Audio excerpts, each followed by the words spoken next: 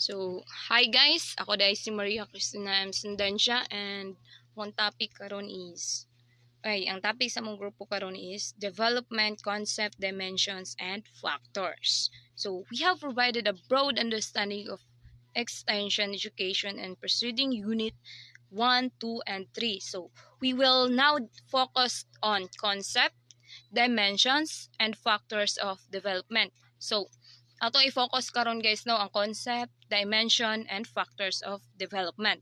So, this unit will therefore provide you an overview of nature.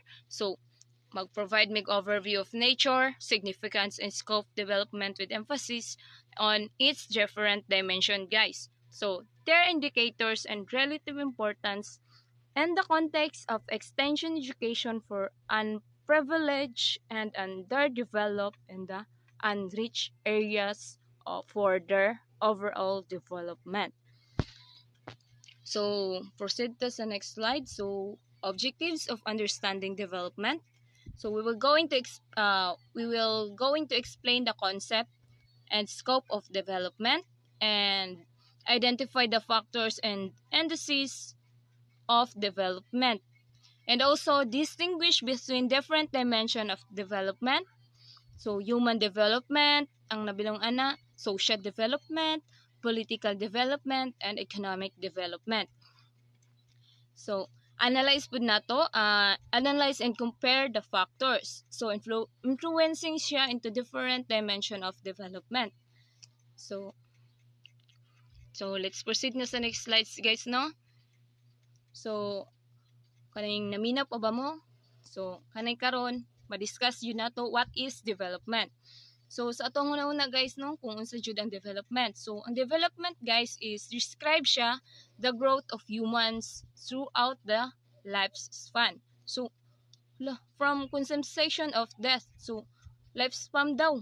So, human throughout the lifespan. So, the scientific study of human development seeks to understand and explain how and why people change throughout life.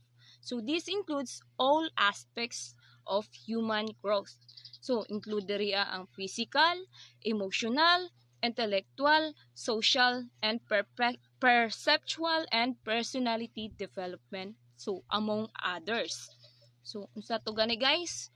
'Di ba ang na-include nga aspects niya sa human growth is physical, di ba? Physical, emotional, intellectual, social, and perceptual, and personality development among others. So, ayaw dyan na ninyo kalimti. So, the scientific study of development is important, not only physiological.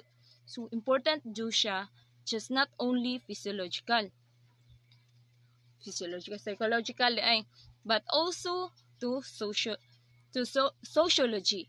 So education and healthcare. So not only psychological but only a socio education and healthcare. So development does not just involve the biological and physical aspects of growth, but also cognitive and social aspect associated with development throughout life. So according ni siya kang Kendra Cherry. So kung gusto mo mga other nga information guys, no, just click this na lang link kung gusto pa mo og mga other nga knowledge nga may balaan about aning unsa jud ning development.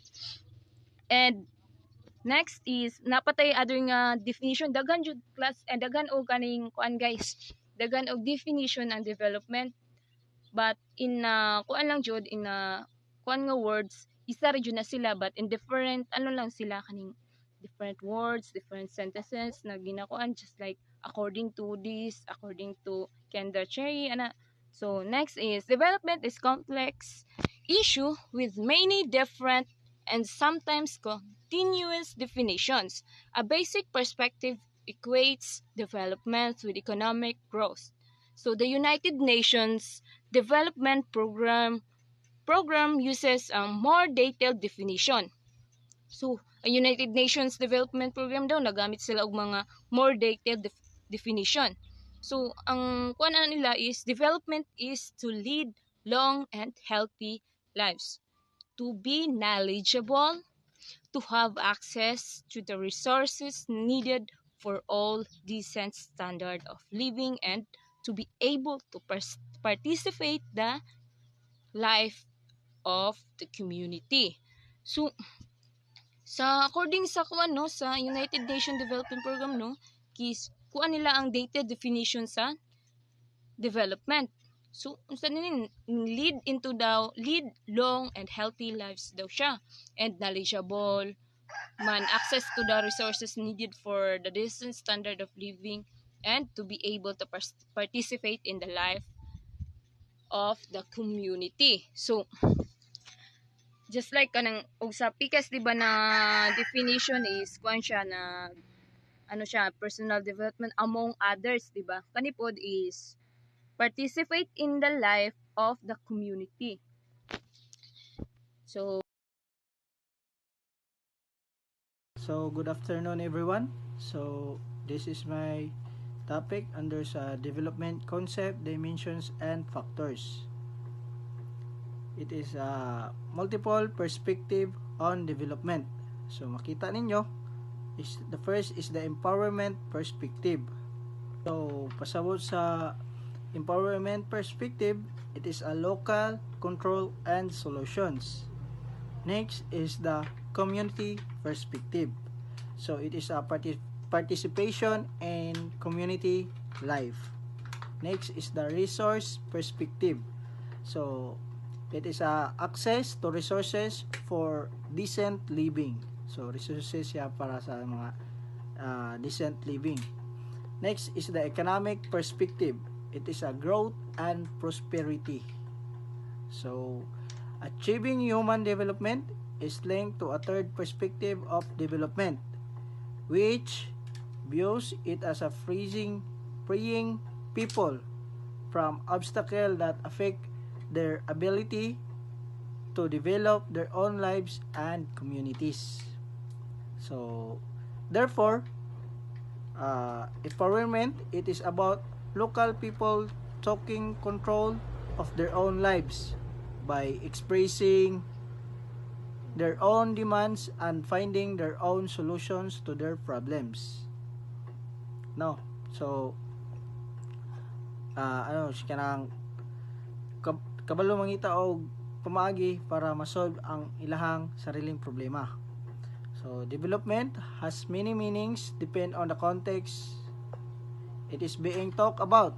So it refers to the transforming the people's ways of living, doing things for the better. So according to Oxford Learner's Dictionary 2006, in the context of knowledge and learning, it is the positive transformation, change of people ways of living, attitudes and behaviors as a result of their exposure, access to relevant, adequate, and timely. So the prevailing digital age revolution. Next is the Myrdal's definition of development. So development means the movement upward of the entire social system. So this social system includes besides so-called economic factors. All non-economic factors, including all sorts of consumption by various groups of people, consumption provided collectively, educational and health facilities and levels. So the distribution of power in the society and more generally economic, social and political satisfaction. Broadly speaking, institutions and attitudes to which we must add. So you can also try reflect upon and formulate your own definition of development as you learn more about the relationship among its main components, dimension, factors that have their relative significance in your situation. So makita niyo sa example, there na 3, which is the social system movement, power distribution, and collective resources. So when we say social development, so when we say social movement, it is development involves the upward movement of the entire social system, including economic and non-economic factors. Next is the power distribution. So the distribution of power and social stratification are key components of development. So mao siya ang susi sa mga components. So next is the collective resources. So it is educational and health facilities provided collectively are essential for development. So mao na si Myrdal's definition of development.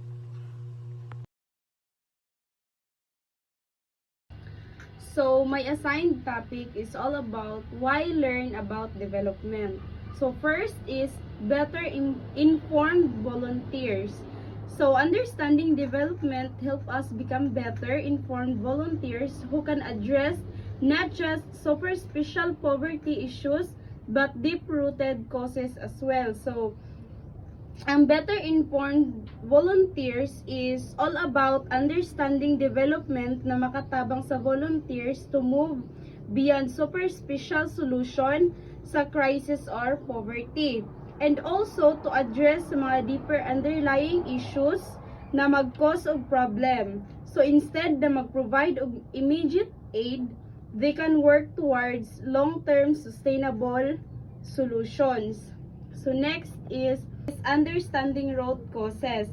Learning about development help us understand more about the causes of and solution to problems in developing countries.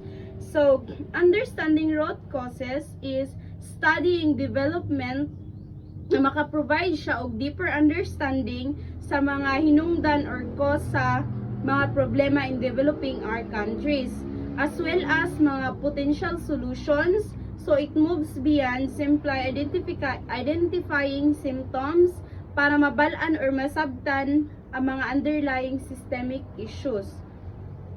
The third is educating others. Knowledge about development help us when we return to educate others about the actual issues involved. So educating others, so ang knowledge is makuha nato or magain from learning about development equips individual to educate others. And also it is about sa mga actual challenges o mga complexities nga involved. So kani siya is makatabang to spread awareness and promote actions. So last is complex perspective. It helps us to have a more complex and accurate impression of the developing world than what is commonly shown through charity advertising. So kani siya is about learning development na mag-provide of more nuanced and accurate view of developing the world than what is portrayed in simplified charity advertising. Kani siya is ang mga foster a more realistic and comprehensive understanding sa mga challenges and opportunities. So next is we proceed to scope of development. So scope of development has 4 aspects. First is human development. So growth of individual throughout lifespan. So ang human development is focuses on the growth and well-being of individuals throughout their lives. Example, sa health of every human, ang education, mga opportunities para sa mga personal nga development. Next is social development. So, community participation and equality.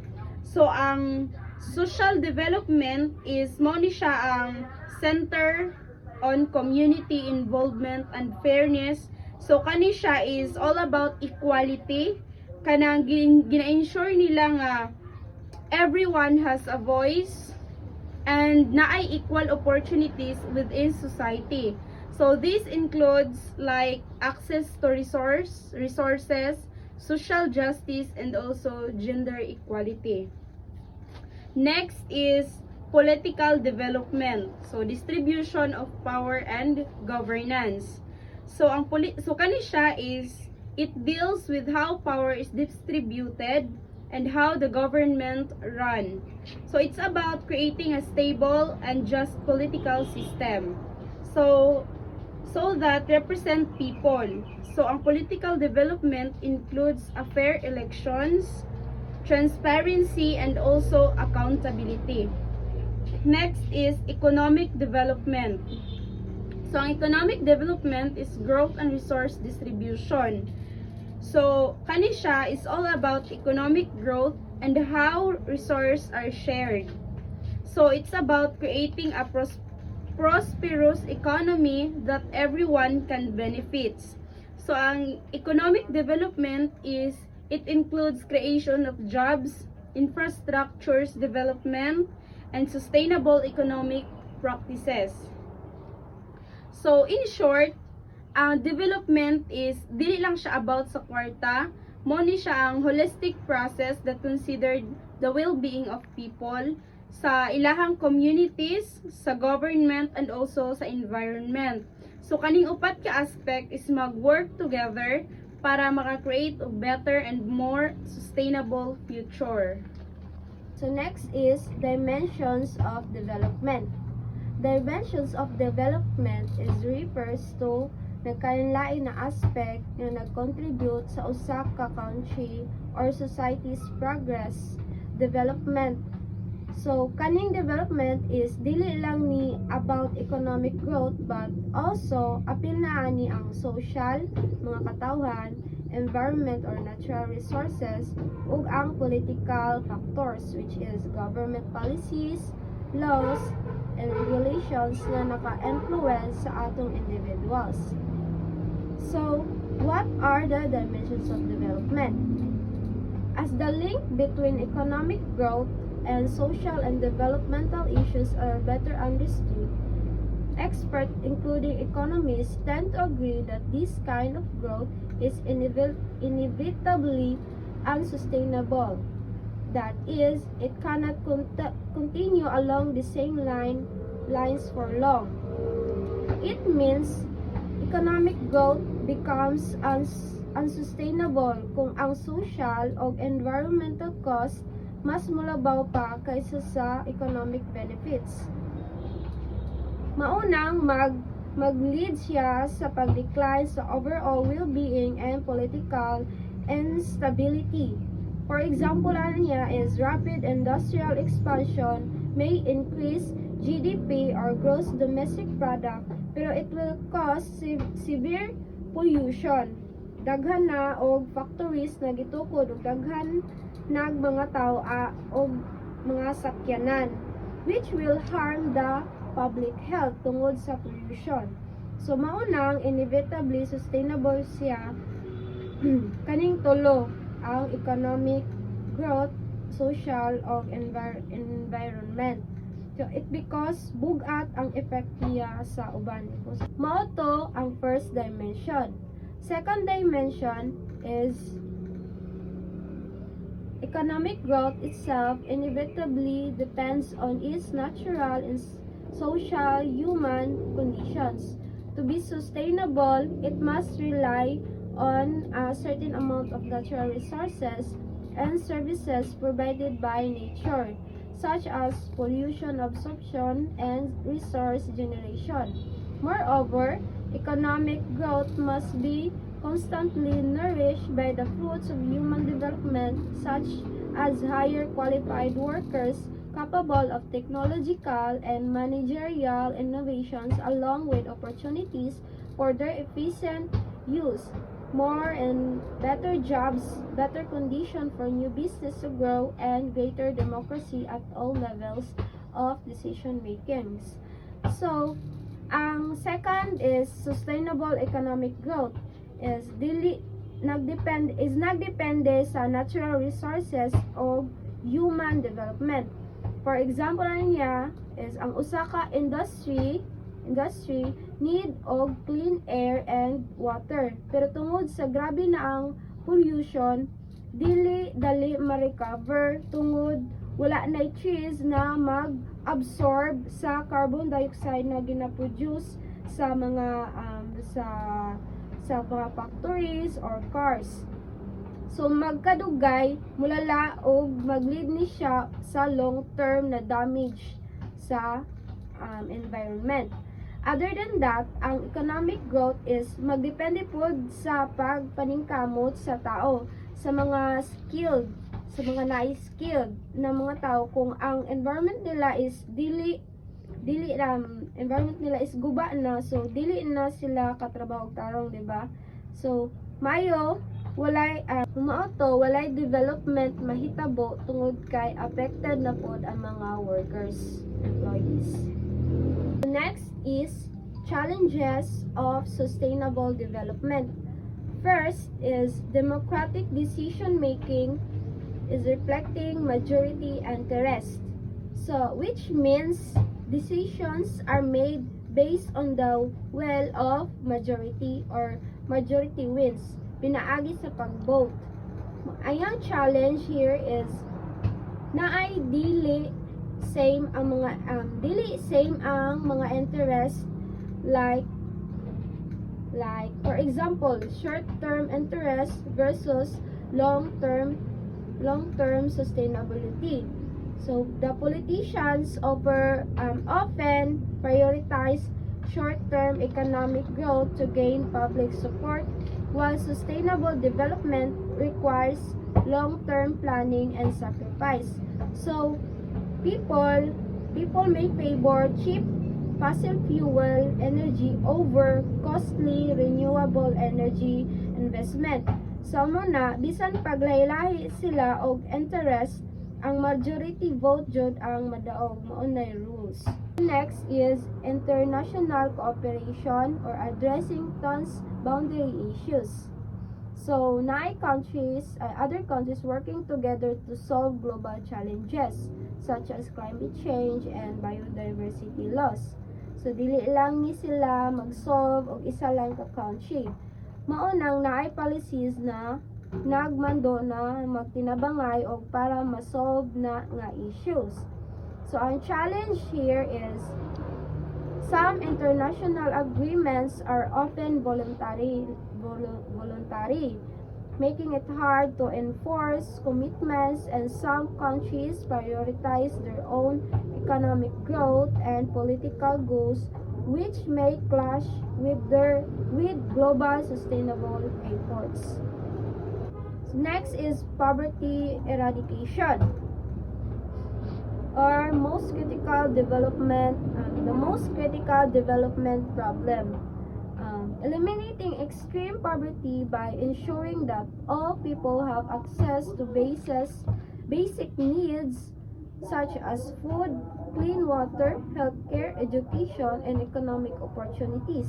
So ang challenge niya is many developing countries lack the financial and natural resources needed to lift people out of poverty.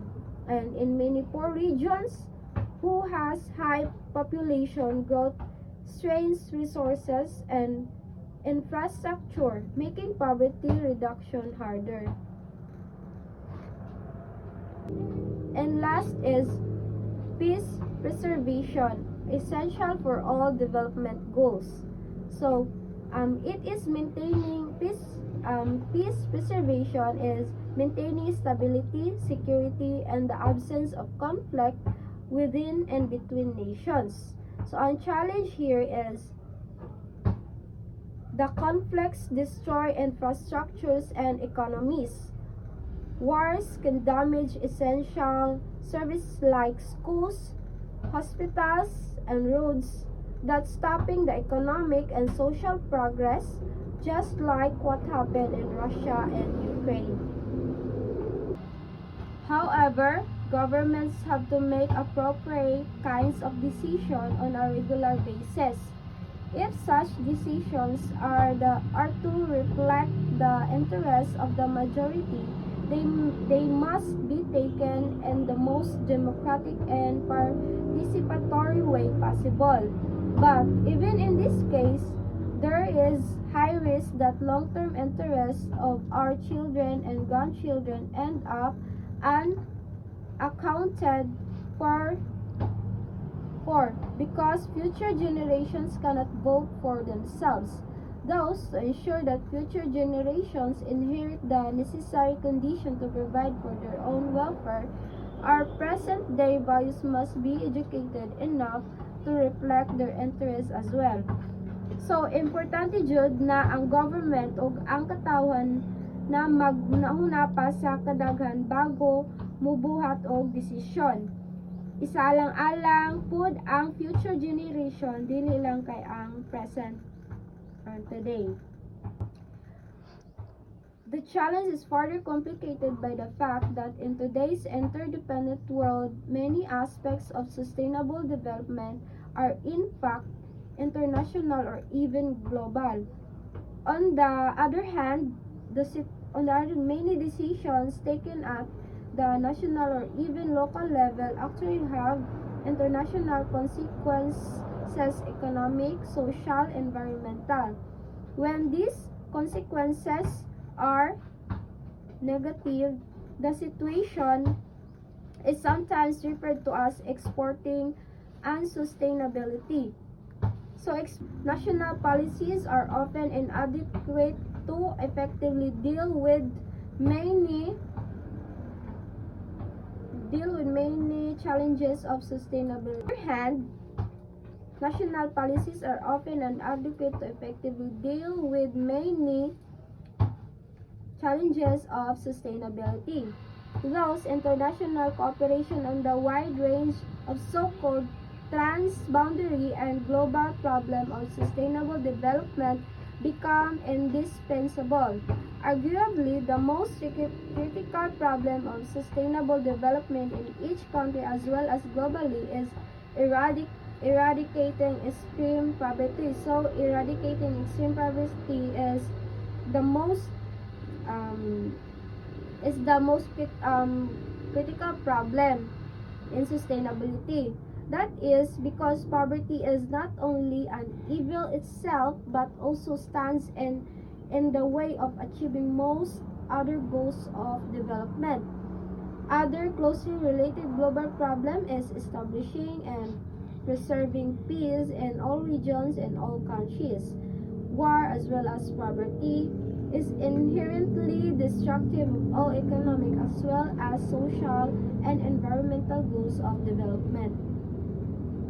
Next is indicators of development.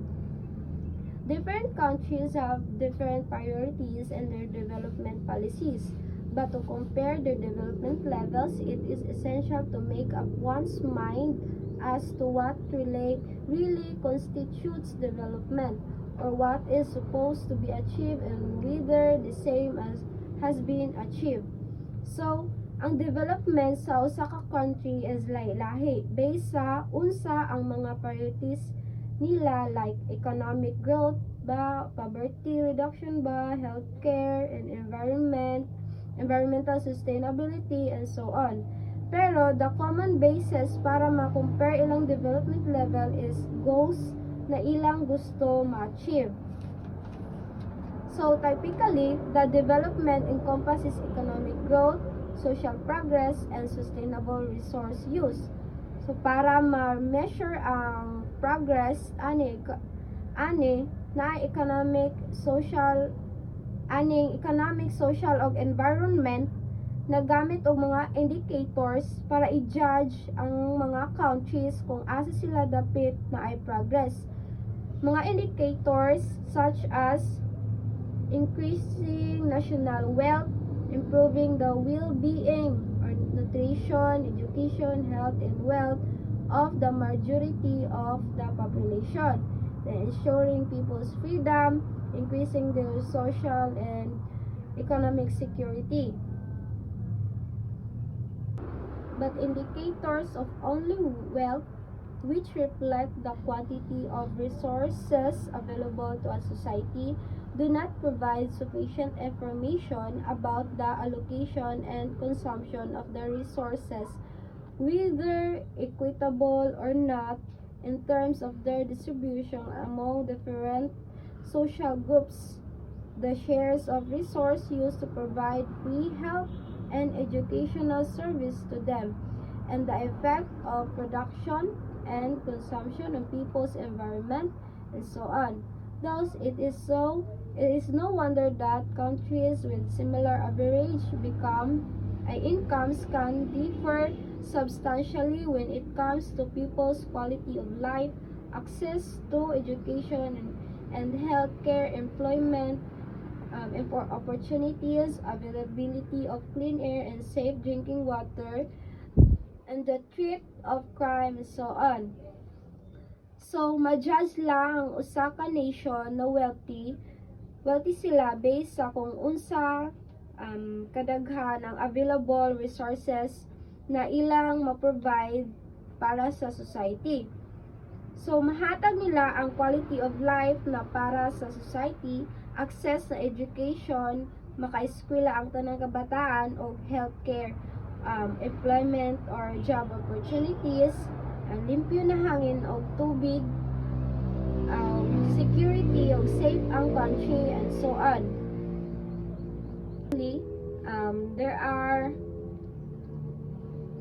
There are mainly 7 indicators of development. So first is GDP or gross domestic product per capita, which measures the national wealth and economic output per person.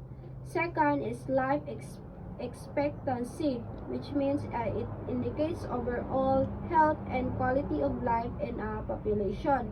Third is number of doctors per 100,000 population. It reflects healthcare system capacity and accessibility. Fourth is percent of population that are undernourished. It measures food security and nutrition level. Fifth is percent of population that have access to clean, safe drinking water. It indicates basis and infrastructure and public health condition. Sixth is under 5 mortality rate. It reflects children's health and overall healthcare system effectiveness. And last is adult literacy rate. Measures educational attainment and human capital development. Thank you.